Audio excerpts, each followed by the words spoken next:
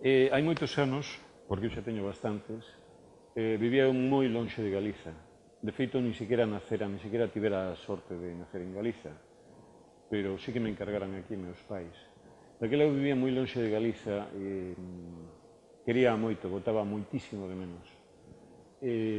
Só tiña sorte de pasar os brans aquí. Os invernos daquela eran moitísimo máis longos que agora, polo menos na miña cronoloxía persoal. Daquela, a lingua galega, que non é a miña lingua primeira, a lingua galega era o que me unía máis a este país. Naquela época, sendo estudante, tiña pouco diñeiro, gastaba todo en mercar libros en galego, lía canto libro en galego caía nas miñas mans. Así, co tempo, empecé a pensar que tamén eu quería escribir.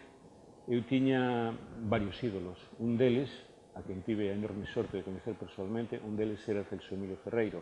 Celso Emilio Ferreiro era un gran poeta e, ademais, empregaba a poesía, a forza da súa palabra, a forza da súa poesía, para negarse a admitir o mundo, para negarse a admitir a injustiza que nos rodeaba a todos, con inmensa forza.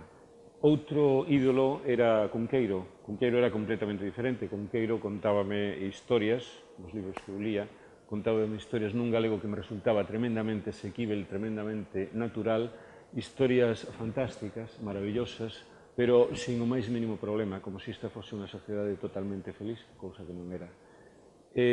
Tiña aínda outro ídolo, que era Jorge Luis Borges, argentino, que tamén me gostaba historias fantásticas, tiña moitos puntos en común con Cunqueiro, pero así como a súa imaginación era desbordante, igual que a de Cunqueiro, tratábase dunha imaginación cadriculada, matemática, da que nunca reneguei.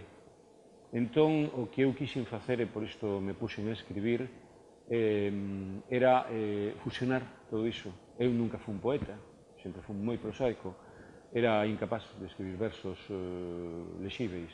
Daquela eu escribín prosa, puxeme a escribir prosa, e o meu ideal era facer unha mistura entre a imaginación portentosa, pero sin problema, de Cunqueiro, a imaginación tamén nunca de denuncia de Borges, e aquela forza de denuncia da injustiza, de rebelión contra a opresión que tiña Celso Emilio. Eso que quixen facer, cando me puxen a escribir, porque eu daquela era novo, inocente, desinformado, e cría que a escritura podía transformar a sociedade.